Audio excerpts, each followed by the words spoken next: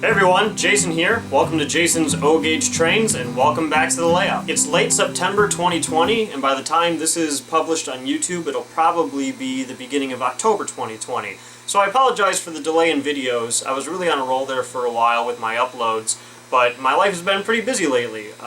Primarily I've been very busy with work, and I've also started to begin working on my MBA, my Master's in Business.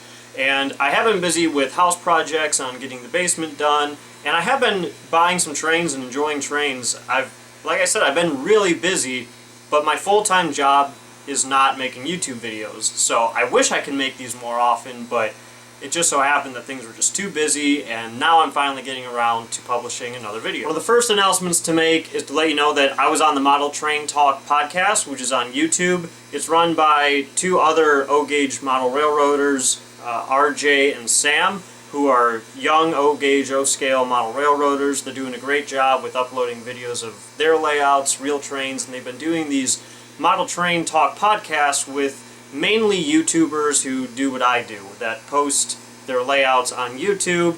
And so they interviewed me and they asked a bunch of questions, and it was a lot of fun. We recorded about 45 minutes worth of discussion, and the link to that video can be found in the description below. So I'd highly recommend subscribing to that channel, and I'd also recommend subscribing to Sam and RJ's personal YouTube channels for some more great model train content. I need to look at my phone to make sure I get it right, but Sam's channel is just Sam's O-Gauge Trains, and RJ's is RJ's Trains. I'll put a link to both of their YouTube channels in the description below, as well as the interview they did with me for the Model Train Talk podcast.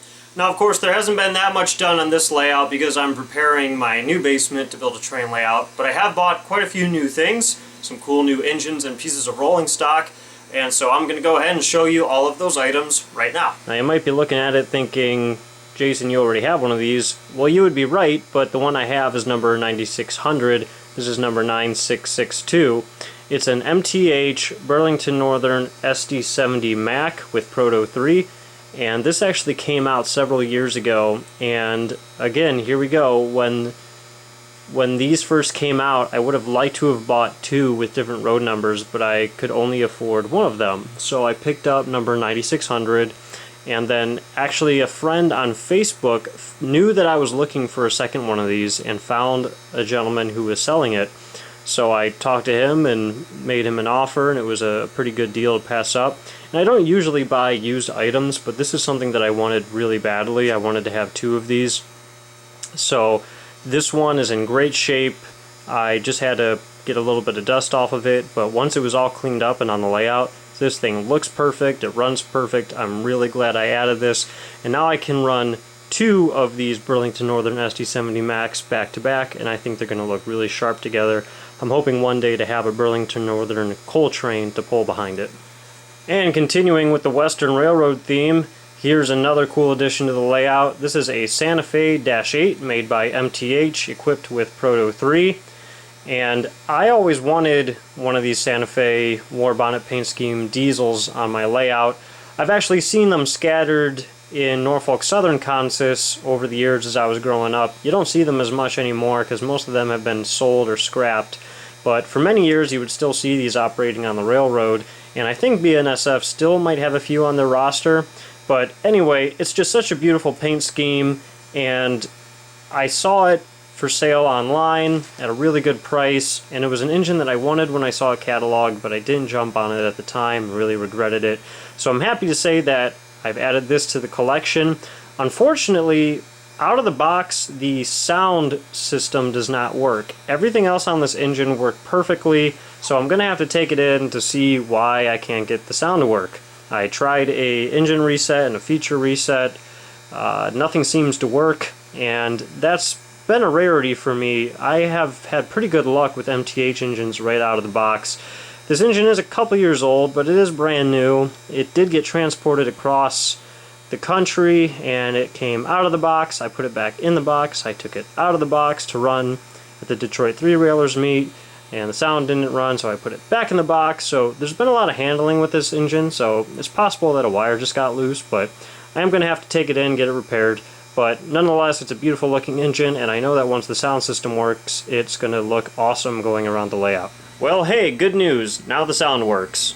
Less than 24 hours after filming that first clip, I have the sound fixed and it's working perfectly. I took it in to Stockyard Express, and fortunately MTH locomotives are covered under a 1-year warranty, so they took a look at it while I was at the shop, and it was actually a bad speaker right out of the box. And Brian, the repairman, said in all of his years of fixing MTH engines, he can't recall having one with a bad speaker right out of the box. So definitely a rarity, but all he did was replace the speaker and it works perfectly. So you'll see this running around the layout in a minute with a really nice sound set and a horn that I really like too. So really glad I got that repaired, and that's just one of the benefits of living relatively close to a good hobby shop. So if you need something repaired and you're anywhere close to Stockyard Express, I'd highly recommend taking your engines there.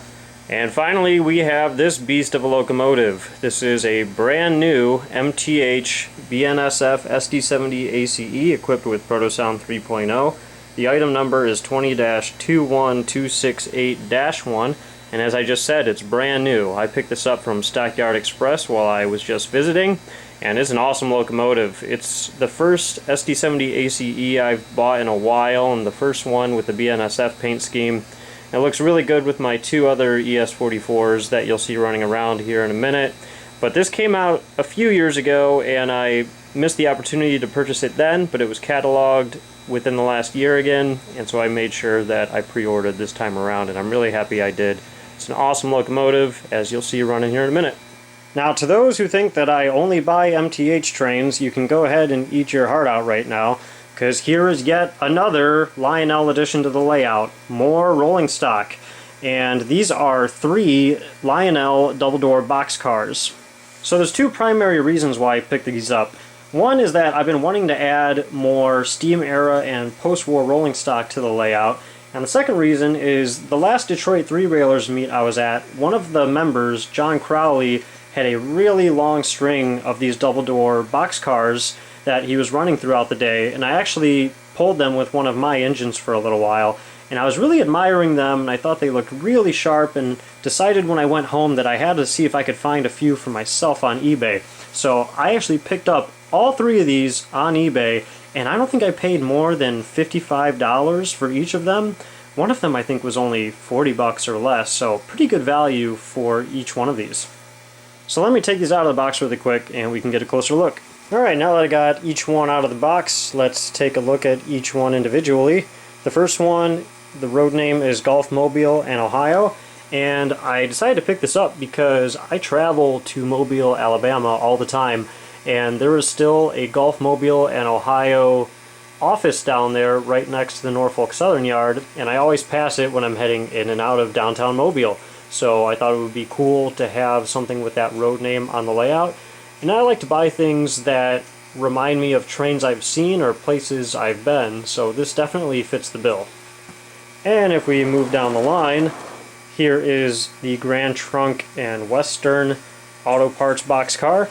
And I decided to pick this up because I live in Royal Oak, Michigan now, and the Grand Trunk and Western line, or at least the former Grand Trunk and Western line, goes right through the middle of Royal Oak. It's now owned by Canadian National, but as my friend Charlie's always joking with me, I need to get more Grand Trunk stuff on my layout because that's where I live now.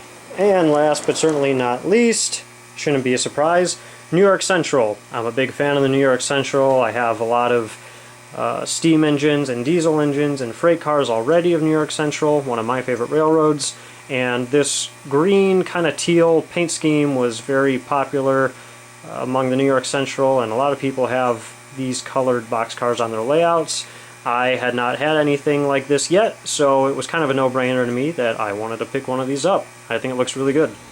Here's the first accessory I've bought in quite a while. This is available at Menards. It is a Taco Bell restaurant, and I bought this from Stockyard Express, but you can get them at Menards. They came out about a year ago, so there might not be many of them left. That's why I decided I should jump on this now. And I'm not going to put it on this current layout. I plan to find a spot for it on the next layout. So it's just going to sit in the corner until it's ready to go on the layout, but It does have operating LEDs and it looks really great when they're all turned on. So really happy I picked this up. Here's an item that's worth mentioning. This is a 1955 Chevy 5100 step-side pickup made by American Classics. And you'll notice that there is an OGF badge on the side as well as a diamond sticker on the hood. And that's because this truck was custom decaled by the folks over at the O-Gauge forum. Now if you've watched my past videos, you will have heard me mention this website before. The O-Gauge forum is an O-Gauge and O-Scale model train forum that started up a little more than a year ago. And it's a non-for-profit website, so all of their operating expenses are paid for by donations by the users. So I've been visiting that website a lot in the past year, and I decided to donate this time around, and I donated an amount that makes me a Diamond member, and you also get this little truck as a free gift. So if you haven't visited that website yet, I'd highly recommend it. It's a great place to meet fellow model train enthusiasts and ask questions, share pictures and ideas. Really great website. You can find them at www.o-gaugeforum.com. Alright, so hopefully you guys enjoyed all those new items. Definitely a lot of Burlington Northern Santa Fe Railroad items that were added, but I think they look really cool on the layout, and I know that they'll look really cool on the next layout. And speaking of the next layout, of course next I'm going to take you to the basement in my house up in Detroit, Michigan, where I've been planning my new layout to show you the progress I've made in the basement. So let's take a quick look at what's been going on over there. Now in my last video I spent an awful lot of time giving you guys basement progress updates. I think almost 20 full minutes of it. So I'm going to try to make this one a little bit quicker. But fortunately, the things I have to show you is pretty much just telling you that the basement is done. And if we look around, since the last video, I painted the walls all the same color of gray and also installed all of the floor trim that you see going along the base of the walls. I've also added a few more light fixtures to the track lighting above, so I'll still add a few more as I go along. But as far as getting the basement ready, it's done. And there's little touch-ups to do here and there, but nothing that's going to stop me from really moving forward. It's ready to the point that I can actually start building bench work, and that's really exciting. One thing I want to explain really quick, I had mentioned how I was going to do, you know, this side of the basement was going to be gray and the other side was going to be the sky blue for the backdrop of the layout. I decided to just do the whole basement one shade of gray, and let me explain why. Number one, I could take the pictures of the basement when it's all done and use that for down the road if I decide to sell the house. People can see what the basement looks like when it's empty and finished all one color. The other reason I did it was because my backdrop is going to start on the second level of my layout, so it didn't really make sense to buy a backdrop and hang it now when I don't even have the bench work up. So once the layout main level bench work is up and then I build the second level, then I'll probably mount masonite board up against the wall and mount the backdrop to that. And then it'll cover the gray. The gray will still be behind it, but I'm not really, that'll allow me to put in the backdrop down the road and match the backdrop color later on and not try to do it right now while there's no backdrop. So besides starting the bench work, there's a few things that I'm also going to do down here. The foosball table I'm actually probably going to move out to the garage, so I need to rearrange some things out there. Foosball table will go out in the garage, and in its place there'll be a TV on that wall, and I'll probably do a small sofa bed couch here. So this will be like a seating lounge area in front of a TV. There'll be a huge train shelf on this wall. I will curtain off the furnace and the water tank, and there'll be a really small bar top table right there, because then over here will be layout, and all on this side of the room will be layout as well. Now I do technically still have to paint the door for the laundry room and the trim, and I'm going to repaint the staircase color because it's kind of beat up still. Could use a fresh coat of paint. Here's a really cool thing. This is a sign I got for the Detroit 3 railers. Charlie Stoya, who helped me with this basement, had those commissioned and made, so I'm going to have that hung down here somewhere. They're really cool. I mean, I'll get a close shot of it once it's actually mounted, but like it's actually like 3D printed on there. Really cool sign. So huge thanks to Charlie Stoya, who helped me get this basement where it is. Also thanks to Mark Sarver, my parents, my sister, a lot of other people who helped me with this. Could not be more thrilled with how this turned out. It's going to be a wonderful room to build a train layout, to just relax in front of the TV, and it's added value to the house as well. I'm so thrilled. This is as good as I could have ever envisioned it turning out, and I'm excited to film future videos down here and share more content with you guys. Okay, so as you see from that basement update, the basement is more or less finished, and now it's time to actually start building the bench work. And I'm going to be placing my lumber order probably this week, because I already have a few dates in October set aside that I plan to start that bench work. So really exciting times, and once that bench work is up and I maybe get the first pieces of track put down, then I'm going to probably restart a whole layout series and start with an episode 1 to document the progress of that layout. And eventually that means that this layout is going to start coming down slowly, piece by piece as well. Kind of sad about that, but really excited to get the new layout going. Well, that's going to be it for this update. There was a lot of cool new items added that I hope you guys enjoyed, between the engines and the rolling stock and that new Taco Bell accessory. I think there was a lot of cool stuff to show you this time around, as well as a short update of the basement, and I hope you're all as excited as I am to get things going down there. I'm hoping to do another live stream event on YouTube probably in mid-October, so I'll make sure to post about that and let you all know when that's going to be. But until next time, feel free to ask your questions in the comments below. I always do my best to answer them. And again, thank you so much for watching and supporting this channel, and I'll see you next time.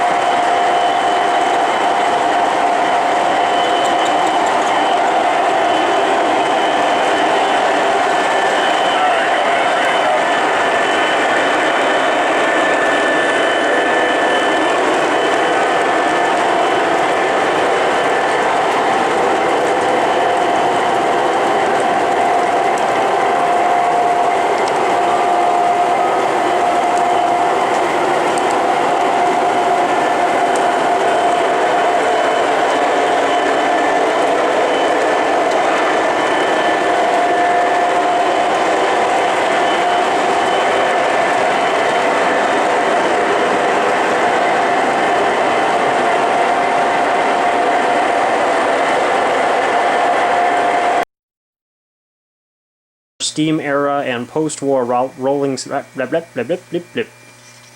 Jason here. Welcome to Jason's